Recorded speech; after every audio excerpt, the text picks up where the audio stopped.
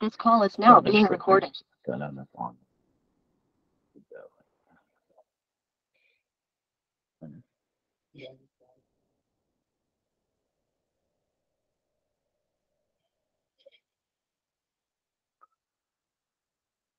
Dan syarat yang kedua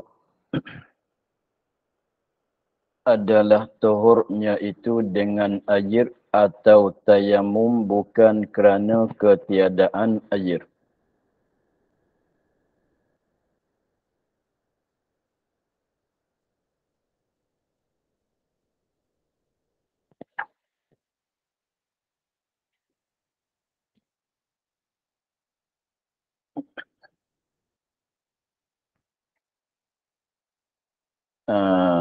Adalah tuhurnya tuhur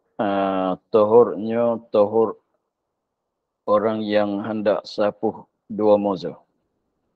Bahawa adalah tuhurnya orang yang hendak sapuh dua moza itu dengan air. Maknanya mandi atau wudu. Atau tayamum bukan kerana ketiadaan air. Dua tu.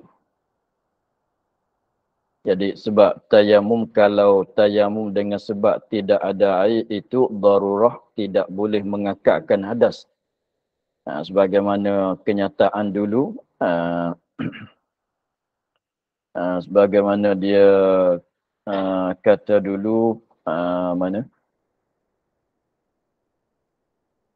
pada muka surat 80 kat tengah. Pada muka surat 80 kat tengah dia kata maka adapun orang tayamum kerana ketiadaan air maka tiada haru menyapu sewaktu apabila didapatkan air. Kerana adalah tuhur orang tayamum kerana ketiadaan air itu darurah. Dia darurah saja. Sebab tak ada air. Kalau orang sakit tu air ada tapi uzur.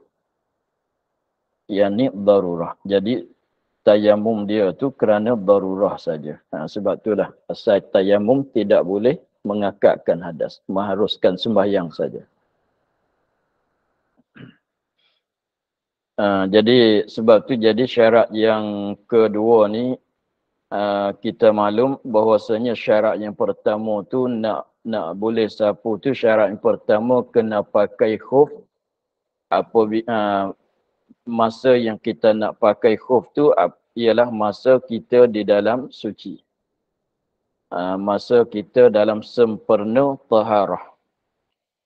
Maka taharah yang kata nak sepenuh tu ialah taharah dengan air, ialah mandi atau wudu. Mandi tu kalau hadas besar, wudu tu kalau hadas kecil. Atau tayamum bukan kerana ketiadaan air. Bahkan tayamum tu kerana sakit.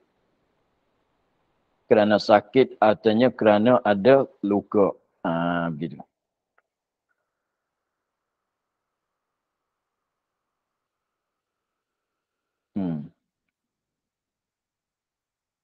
Tetapi, tu ada. Atau tayamum bukan kerana ketiadaan air tetapi kerana sakit. Atau umpama sakit. Apa dia? Ada luka, pakai balutan, katalah. Bersalahan jika ia tayamum. Ni ada. Bersalahan jika ia tayamum kerana ketiadaan air, tiada harus menyapu. Seperti barang yang telah terdulu kenyataannya. Ada sebut dah. Nah, kalau bersalahan jika ia seorang tu tayamum kerana ketiadaan air, maka tiada harus menyapu. Jadi sudah tayamum. Dia ni tayamum kerana tak ada air. Tak ada air, tak dapatkan air, lalu tu dia tayamum. Selepas pada tayamum tu dia pakai khuf. Apabila dia pakai khuf, maka dia dapatkan air. Apabila dia dapat air, maka dia pun ambil wuduk. Ambil wuduk dia tu mesti kena basuh kaki, tak boleh nak sapu di atas khuf. Maknanya begitu. Seperti apa dia? Seperti barang mana? Maka bersalahan jika ia tayamum kerana ketiadaan air, tiada harus menyapu. Maknanya selepas pada dia tayamum kerana ketiadaan air, dia pakai khuf. Apabila dia pakai khuf, dia nak solat pula tu ada air. Kena kata begitu. Kait begitu. Macam muka yang tepat kita baca saat ni, muka surat 80 saat ni. Bersalan jika ia tayamum kerana ketiadaan air, tiada harus menyapu. Ini apabila didapatkan air.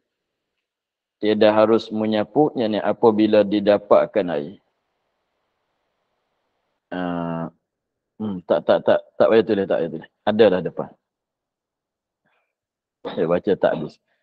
Bersalahan jika ia tayamum kerana ketiadaan air, tiada harus menyapu seperti barang yang telah terdulu kenyataannya.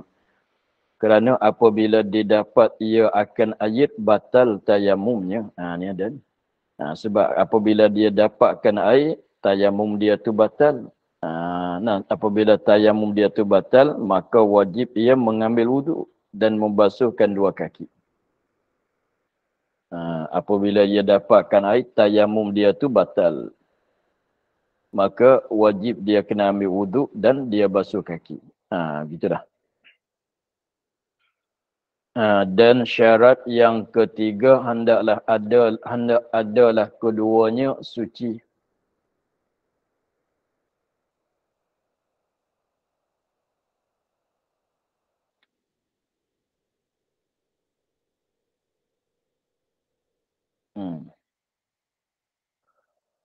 Adalah keduanya kedua moza atau dua khuf itu suci.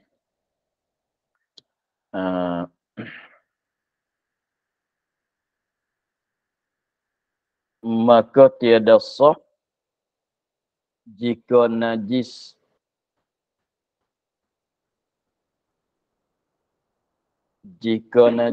maknanya diri khuf tu ialah benda najis.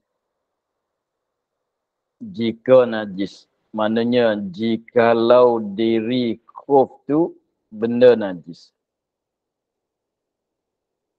Seperti dia buat khuf daripada kulit bangkai. Atau kulit khinzir. Begitu. Dia buatkan khuf daripada kulit bangkai. Maka tak boleh nak sapu dah. Sebab benda najis. Gitu ya. Maka tiada sah jika najis. Jikalau khuf tu buat daripada benda najis. Mana kulit najis. Kulit bangkai. Atau yang kena najis. Kulit yang dia buat. Yang dia guna buat khuf tu kulit suci lah. Kulit suci. Bukan kulit bangkai. Tetapi kena najis. Maka tak boleh nak sapu. Kerana tiada sah sembahyang padanya. Sebab kita ni kalau kita sapu khuf, kita tak payah kita nak solat dengan pakai khuf. Kita nak solat sebab tujuan dia tidak ada faedah kalau sapu khuf nak solat buang. Sapu khuf nak solat buang, dia tak ada faedah begitu. Kalau sebab kita ni dibolehkan sapu khuf sebab tak nak buang. Nak solat dengan begitu. Nak solat dengan pakai khuf. Gitu. Jadi tujuannya jadi satu kesusahan. Kalau kena buang, kena pakai, kena buang, kena pakai tu. Sebab tu syarat dibolehkan sapu di atas khuf. Lebih laginya kalau musim sejuk tu. Jadi maknanya kita tak nak buang khuf lah ni. Sebab kita katanya nak sapu di atas khuf. Sebab kita tak nak buang khuf, nak pakai straight panjang masa. Tidur pun khuf, jaga pun khuf, dalam rumah pun pakai khuf sepanjang masa. apabila kita nak ambil wuduk, sebab itulah dibolehkan, diharuskan sapuh di atas khuf tu sebab nak jadi kemudahan bagi kita tak payah tanggal buangkan kasut. Berkata nak solat, kita buang kasut. Sudah solat, kita pakai. Maka dengan sebab itulah disyarat kata khuf yang hendak kita sapuh tu yang jangan yang najis, jangan yang kena najis. Sebab kalau yang najis, yang kena najis, itu kita pakai solat tidak sah. Itu maknanya kerana tiada sah sembahyang padanya pada khuf. Dah. Yang iaitu maksud yang asli. Daripada menyapu. Itu ada. Yang iaitu mana sah sembahyang. Sah sembahyang. Sah sembahyang. Yang maksud yang asli, maksud yang asal, tujuan yang asal daripada menyapu. Macam saya kata sana. Dan barang yang lain daripada menyentuh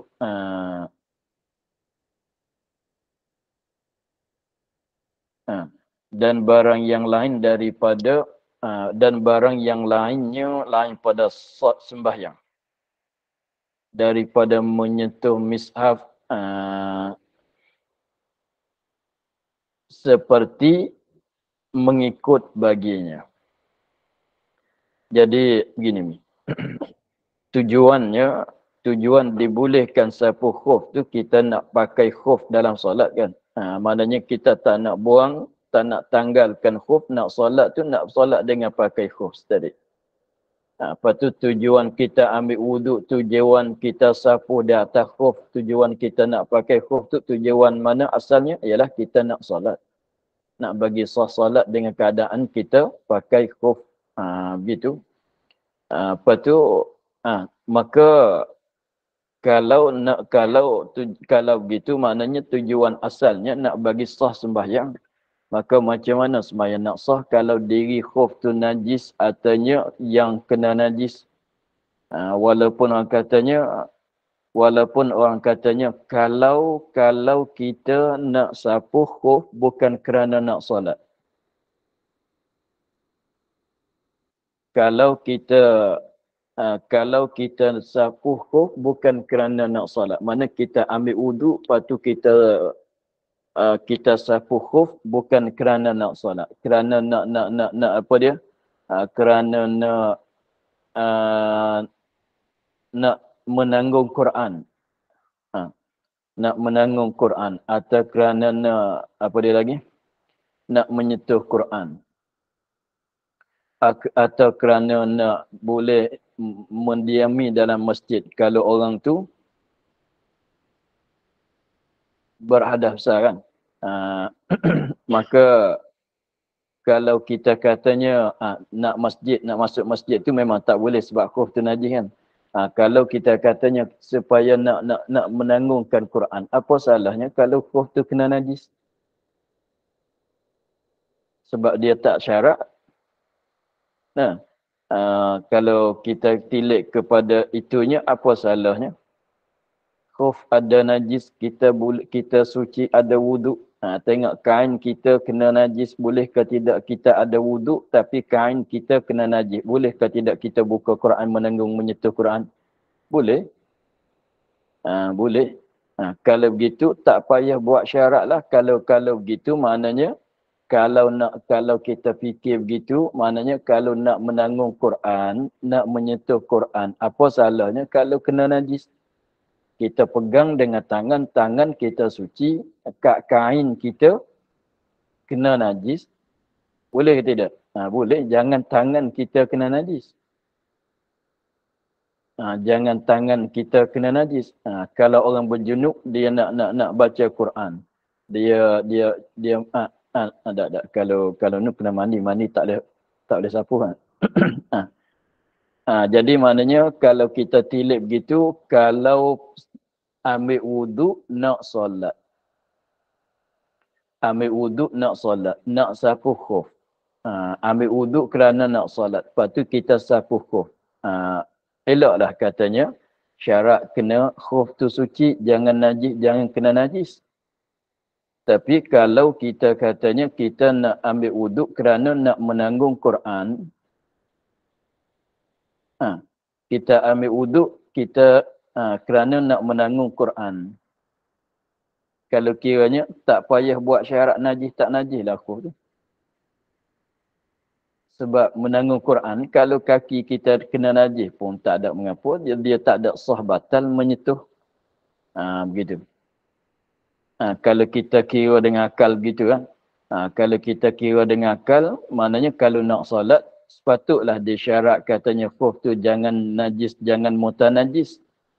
Tetapi kalau kita sapu khuf, ambil wuduk sapu khuf kerana apa? Kerana nak menanggung Quran, nak menyentuh Quran, tak payah buat syarat lah. Tak payah buat syarat kata khuf tu suci, jangan najis, jangan mutanajis lah. Dah. Kalau orang kata begitu, kita nak jawab macam mana? Maka di sini dia jawab. Dia katanya, tujuan asalnya kita ambil wuduk ni untuk nak solat. Tujuan asalnya kita nak solat. Sebut kata wuduk ni, memanglah wuduk syarat bagi nak solat, nak boleh solat, syarat bagi nak boleh menyentuh Quran kan. Syarat bagi nak boleh menanggung Quran. Tetapi yang asli, tujuan asli daripada kita sapu, daripada kita ambil wuduk, nak sah sembahyang, nak salat. Adapun yang lain lagi, apa dia? Menanggung Quran, menyentuh Quran tu berhajat pada wuduk juga kan. Tetapi itu bukan asli. Bukan asli. Maka bukan asli, dia katanya seperti benda yang mengikutkan sembahyang. Maka apabila begitu, jadi kita kira di kepala dia saja. Seolah kata wuduk ni asal dianya, kepala dianya untuk nak salat. Wuduk kerana nak menanggung Quran ni bukan asal. Kita tak tilik kepada benda yang bukan asal, kita tilik kepada yang asal. Yang asal tak boleh kalau khuf tu kena najis. Kali itu tak boleh. Walaupun orang katanya menyentuh Quran tak bukan nak kira sah tak sah pun. Menyentuh Quran maka dia tak kira. Sebab apa? Sebab menyentuhkan mishaf ini seolah pengikut. Seolah ikutan tabi' saja. Seolah kata tabi' saja. Lalu tu kita kira di mana? Kira di asal. Kira di asal. Macam orang nak beli kereta sebuahnya. Nak beli kereta apa, tengok kegunaan dia yang nak guna hari-hari tu. Hari-hari yang dia nak guna kereta macam mana. Dia beli mengikut yang dia nak guna hari-hari itulah. Adapun kegunaan lama-lama sekali, dia nak muat barang banyak, tak payah kira yang tu. Kalau tidak kena beli kereta lori pula. Jadi maknanya ikut yang sehari-hari dia guna kegunaan kereta macam mana. Beli mengikut yang tu lah. Adapun lama-lama sekali nak guna lain pada kebiasaan, kita tak payah tilik benda begitu. Jadi maknanya dia kata iaitu sah sembahyang tu maksud yang asli, maksud tujuan yang asal daripada menyapu. Mana kita ambil wuduk dan kita sapu khuf. Nak sah sembahyang. Sembahyang tidak sah kalau ada berhubung dengan najis. Sembahyang tidak sah kalau berhubung dengan najis. Artinya kerana menanggungkan najis tidak sah kan. Gitu. Dan barang yang lain yang berkendak kepada wuduk juga. Barang yang lain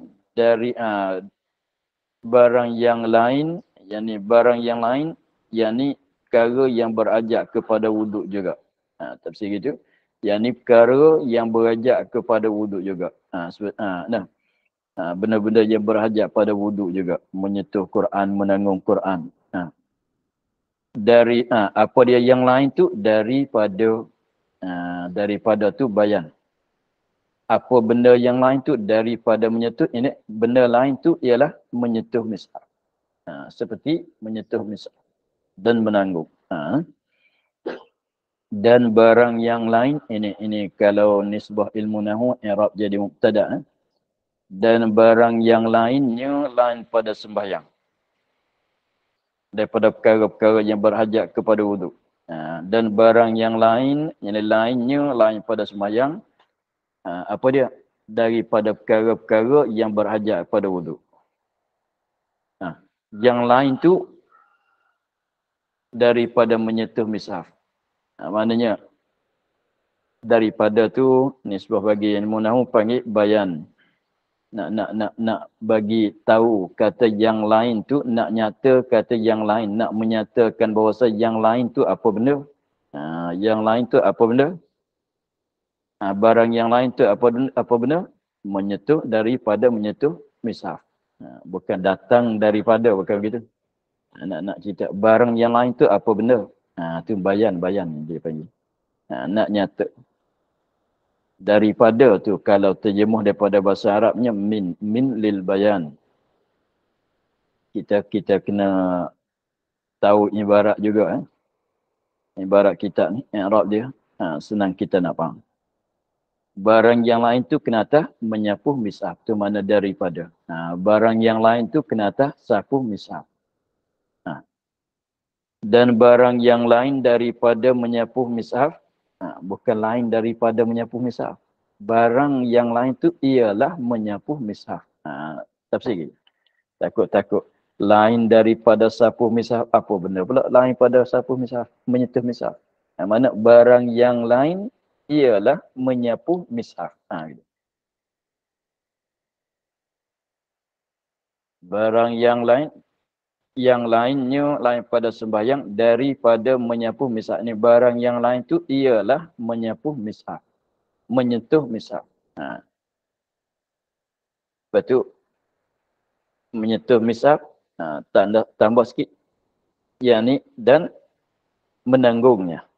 Dan menanggungnya.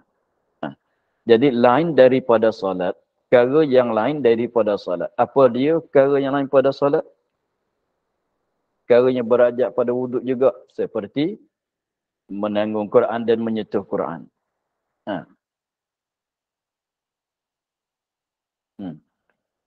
Barang yang lain ni, seperti, ini khabar bagi barang yang lain. Benda lain tu seperti ini seolah-olah. Seperti ini seolah-olah mengikut baginya bagi solat.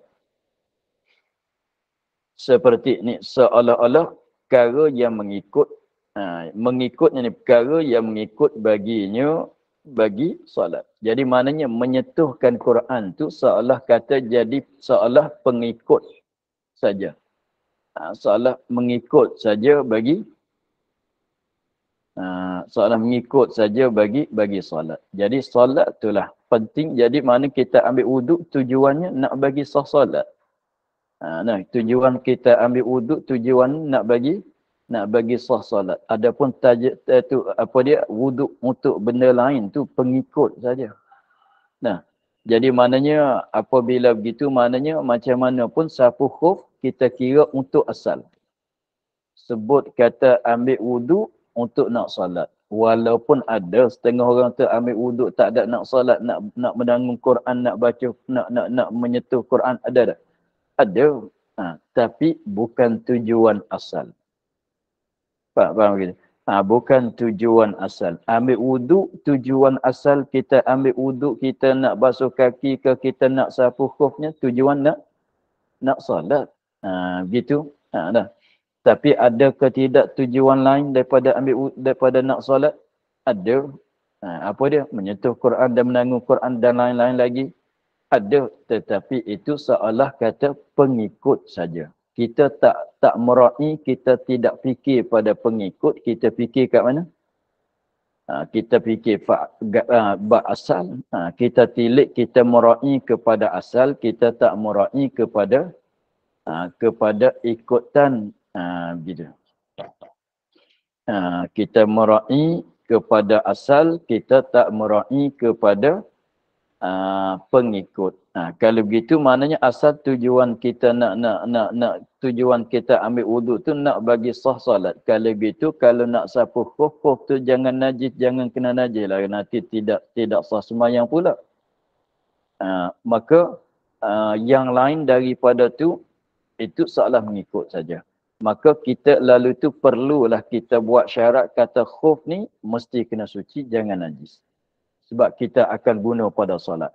Walaupun setengah-setengah tu wuduk tu diguna pada menanggung Quran, menyentuh Quran juga, tetapi syarat pun khuf kena suci juga.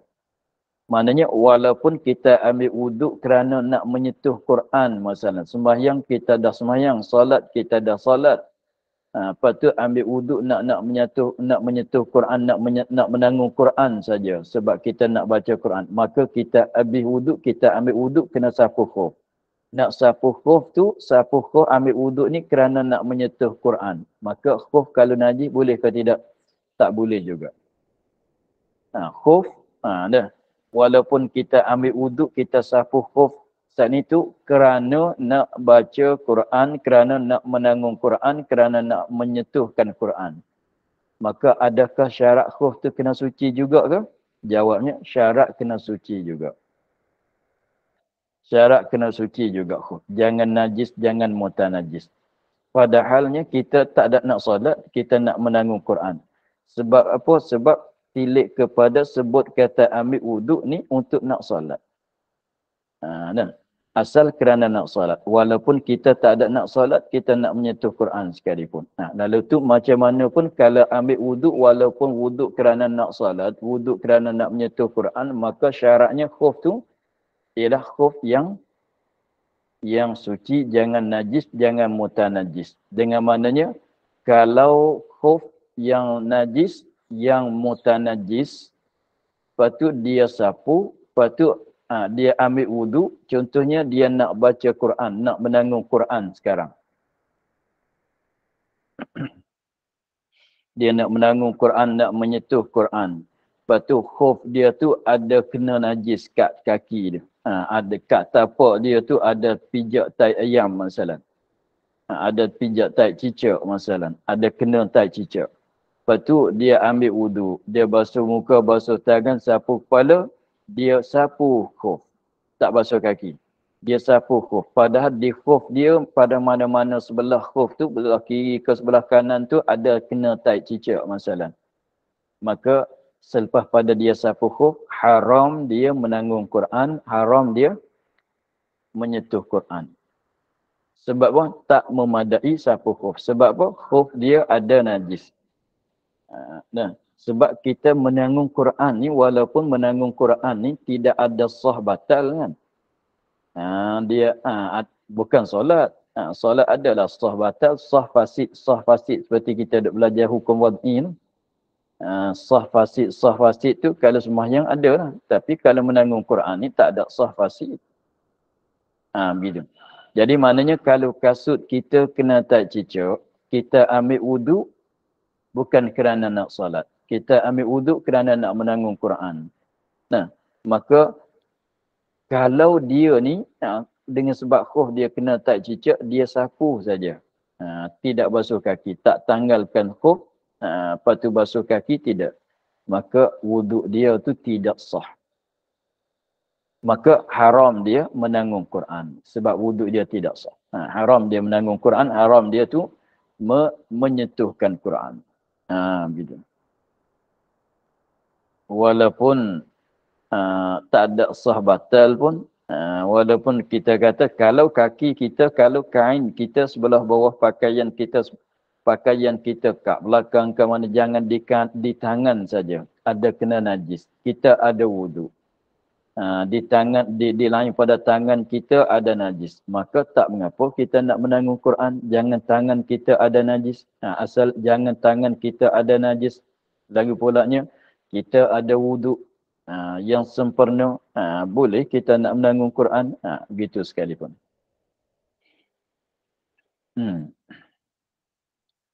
Tengoklah kita. Dan jikalau ada ia daripada moza yang dirapas.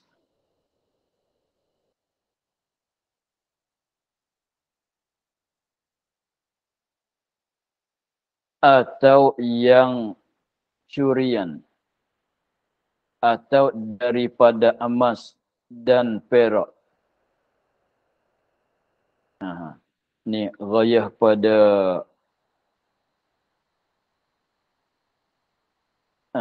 naknya khuf yang suci. Khuf tu apabila diri khuf diri dua moza tu suci, bolehlah kita nak sapu. Jangan najis, jangan mutanajis, bolehlah kita nak sapu. Tetapi benda yang kita nak buat khuf ni tak mesti buat kulit. Tak mesti buat daripada kulit. Tapi kebanyakannya orang dulu dia buat daripada kulit. Tengok dia katanya, dan jikalau adalah, jikalau ada ia orang, jikalau ada ia khuf tu daripada dua moza tu daripada dua moza yang dirapas. Yang rampasan, maknanya dia rapah khuf orang lain. Dikandaki rapas itu yang rampasan di sini, rampas di sini ghasbun, dikandaki ghasbun di sini mana guna barang orang lain dengan tidak minta izin, dengan tak ada izin daripada empunyanya, itu dikatakan rampas.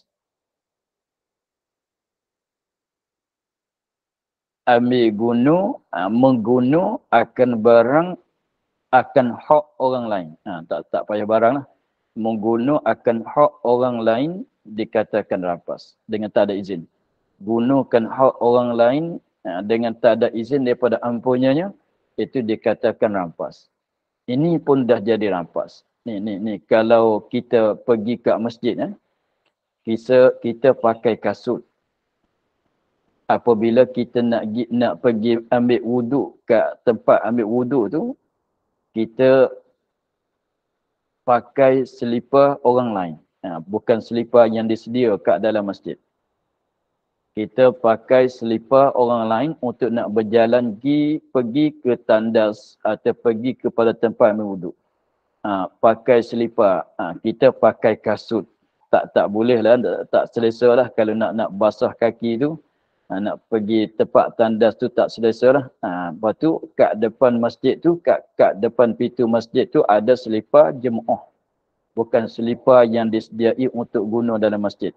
Maka kita pun pakai selipar siapa pun tak tahu. Tuan dia ada lah kat dalam masjid, kita pakai pergi, itu dah rampas. Tak panggil.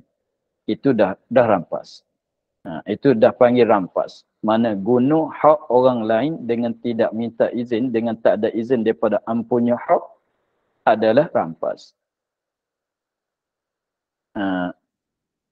Begitu. Kalau mutu orang tu, ada mutu tu parking kat bawah pokok masalah, lepas tu kita duduk atas mutu tu.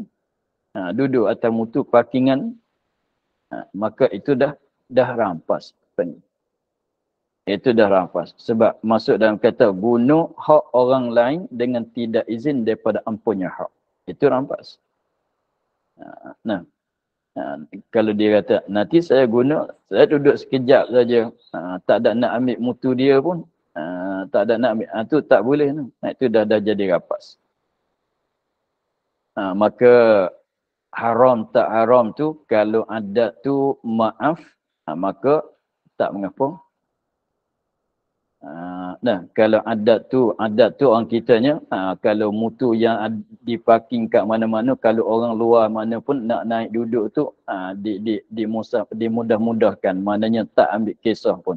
Tak jadi masalah. Biasanya orang jadi begitu. Maka tak haram. Maka selipar kat masjid tu, kalau biasanya kalau kita pakai selipar yang getah ni, yang warna hitam tu, biasanya pergi kat masjid, biasanya orang nak ambil wuduk. Orang pakai kasut apa ni.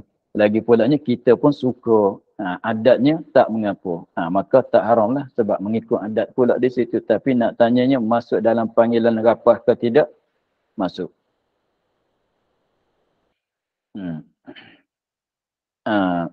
Sehingga begini pun dah panggil rampas. Sehingga begini pun dah panggil rampas. Contohnya dalam masjid itulah juga. apabila seorang tu masjid ni dia tempat dalam masjid ni untuk kesemua orang kan. Bukan kata di sini untuk kita, bukan untuk orang lain, malaikat tempat imam tu orang nak duduk tak boleh. Tempat imam, tempat yang disediai untuk orang tertentu tu, tu bukan dia lah. Seperti tempat parkingan. Kalau di masjid tu, parkingan imam, tempat parking bagi imam, bagi penceramah, itu bukan tempat awam lah. Tapi dalam masjid tu kita kira katanya tempat awam. Tempat parkingan kereta tu, tempat parkingan awam. Maka apabila orang yang seorang tu dia letak sejadah di satu tempat di dalam masjid. Dihafal sejadah. Apabila dihafal sejadah di satu tempat di dalam masjid, tempat yang dia letak sejadah tu dah jadi hak dia selama mana dia tak tinggalkan tempat itu. Maka apabila dia hafal sejadah, dia duduk di situ, dia berzikir, dia rasa nak kencing. Apabila dia rasa nak kencing, sejadah tu masih dibukakan begitu, beg dia pun ada kat sejadah tu, maka tempat tu selama dia nak guna lagi di tempat tu, maka di situ sementara jadi hak dia. Maka sekiranya kalau orang datang, pindahkan sejadah dia, tempat sejadah dia letak kat lain, lepas tu dia tu duduk di situ, itu dah panggil rampas. Macam kita pergi tempat dusun, tempat taman-taman, ataunya pantai, maka satu keluarga ni hampaikan tika duduk kat sini.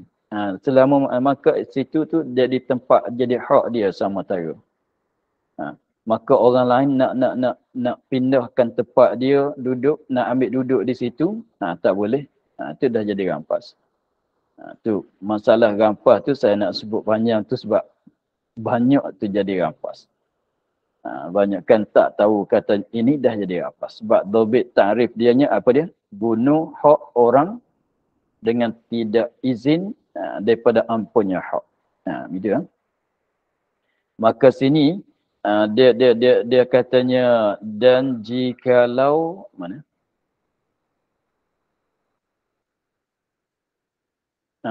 Yang rapasan, mana dia ambil muza orang lain pakai. Dia pakai muza orang lain. Tak kira lah abang dia, muza siapa? Muza abang dia adik. Abang dia tak ada rumah, duk simpan saja-saja, dia pun pakai muza siapa? Abang dia. Maka dah jadi rapasan. Tapi kalau abang dia bagi izin, tak jadi rapas lah. Kalau abang dia tak, kau jangan guna. Aku ni, kau jangan guna. Lepas tu dia ambil guna juga. Maka jadi rapas dah. Walaupun abang adik sekalipun. Adik abang itu dua beradik sekalipun. Gitu. Atau yang curian, dia curi hak orang lain. Maka yang dirampas, yang dicuri tadi tu najis ke tidak? Kita katanya bukan najis, bukan mutanajis. Boleh. Berdosa ke tidak? Berdosa tentang curi, berdosa sebab rapas tu adalah. Berdosa sebab bunuh barang orang, guna sebab curi pakai benda orang, berdosa dah. Tapi diri kau tu suci ke tidak? Jawabnya, kalau suci bukan najis, bukan mutanajis, boleh nak sapu, nak pakai solat. Macam curi air, macam orang nak ambil wuduk, dia curikan air orang lain. Dia contohnya, dia nak ambil wuduk. Dia mari ambil wuduk dengan air paip di depan rumah kita. Tak minta pun kita, tu rampas. Tak rampas pun curi. Tapi curi pun tak panggil curi, panggil rampas lah. Tak minta, kalau minta dulu tak dirampas. Itu haram, tapi sah ke tidak? Sah. Haram ke tidak? Jawabnya haram, bukan haram sebab tidak sah. Haram sebab tak minta izin. Atau daripada emas. Ini milik dia buat khuf daripada emas dan perak. Ni orang lelaki haram kan? emas dan perak haram bagi orang lelaki. Hanya perak cincin saja yang halal untuk orang lelaki. Perak cincin. Mana cincin perak tu lah. Halal bagi orang lelaki. Jadi maknanya perak lain daripada cincin haram bagi orang lelaki. Emas haram semua. Cincin tak cincin pun haram. Dia halal bagi orang perempuan saja. Sekiranya kalau khuf dia tu buat daripada emas, daripada perak, maka nak tanya emas dan perak suci ke tidak? Jawabnya suci. Lagi pulanya kalau fardu katanya tak ada kena najis, maka harus dia nak sapu. Haram tu haram pasal pakai emas perak nisbah bagi orang lelaki. Adapun tilik kepada diri khuf tu kalau suci, bukan najis, bukan kena najis, sah sapu semata. Begitu. Atau daripada emas atau perak. Kalau boleh kan. Lepas tu tak payah tanyalah, kita nak buat misal saja. Lepas tu macam mana pula buat kasut dengan emas dan perak. Tanya ahli, dia tahu cara lah buat. Kerana sekaliannya itu suci, benda tu benda suci, bolehlah. Maka tiada memandai, tafriq dianya, tafriq pada syarat yang 3, maka tiada memadai yang najis. Khuf tu, dua moza tu, kalau yang najis tak memadai sapu. Maka tiada memadai sapu, yang najis. Khuf tu yang najis, seperti yang diperbuat daripada kulit bangkai, atau daripada seperti khuf tu buat daripada kulit bangkai, atau daripada yang kena najis yang tiada dimaafkan, atau buat daripada benda yang kena najis yang tidak dimaaf, atau dimaaf tetapi disapu tempat najis. Tak cicir ada kat sebelah atas sapu khuf tu, tepat sapu khuf sebelah atas tu ada najis. Kalau dia sapu betul dengan najis, kena tak najis, tak boleh juga. Kalau contohnya kalau kalau ada najis kering tu, kita sapu buang dululah. Lepas tu kalau kita ada air tu, kalau kena tak cicak tu nak buat macam mana? Kita basuhlah sikit. Tempat kena najis tu. Contohnya kalau dia berjalan tu kat tapak khuf tu pijak tai cicak. Kita basuhlah tempat tai cicak tu. Jadi suci, sapu boleh. Bukan katanya apabila khuf tu kena tai cicak, dia buanglah, sapu kaki, basuh kaki dah. Bukan begitu. Maknanya kalau tengok kat tapak kaki khuf tu, dia ambil wuduk, basuh muka, basuh tangan, sapu kepala. Apabila dia nak sapu khuf, tengok kat telapak khuf dia tu ada kena tai cicak. Lepas tu kena buang lah. Kena tanggal kasut basuh kaki lah. Kena buat begitu pun boleh. Tapi maknanya ambil air, basuh tempat tai cicak tu, jadi suci balik lah. Boleh nak sapu. Tak payah kita tanggalkan kasut lah. Gitu. Sebab tu dia katanya, jika disapu tempat yang tiada, dan jika disapu pada tempat yang tiada najis, memadalah sapunya. Sapu boleh, tapi tempat najis tu kita basuh. Jadi maknanya kita katanya kena najis kat bawah, kita sapu kat atas kan. Lepas tu ada najis kat kasut tu, kita basuh lah. Itu tak mengapa. Jangan kata kalau kena najis tak boleh nak sapu straight. Jangan betul sangat lah. Begitu lah. Jadi maknanya kita basuh lah. Patut kalau kita katanya kalau kat hujung jari kita kena najis, kita nak potong jari, basuh je lah. Kalau kena najis kat kain, kita nak potong kain pak kena najis. Tak, basuh je lah. Gitu. Dan syarat yang keempat, hendaklah dua moza itu menutup akan tempat fardu. Wallahualam. Alhamdulillah. Bismillahirrahmanirrahim. Bismillahirrahmanirrahim. Alhamdulillah. والصلاة والسلام على أشرف الأنبياء والمرسلين وعلى آله وصحبه أجمعين. اللهم افتح علينا فتوح العارفين ونور قلوبنا بنورك الكريم واجعل عملنا خالصة لوجهك الكريم. اللهم إنا نستدعوك ما قرأناه وما حفظناه وما سمعناه وردد علينا والتحكيم. سبحان ربك رب العزة عما يصفون وسلام على المرسلين والحمد لله رب العالمين. Assalamualaikum Ustaz. Saya nak tanya sikit. Terima kasih Baba. Ustaz, aku Terima kasih, beli Baba. hanya untuk negara sejuk saja ke macam mana? Tak. Biasanya. Biasa ikut suka nak pakai lah. Yang tadi saya cerita, walidnya orang negara sejuk dia pakai. Jadi kita pun boleh nak pakai. Mana-mana pun tak mengikut. Dia saja nak pakai pun boleh. Terima kasih Ustaz. Ya, sama-sama. Ustaz, terima kasih Ustaz.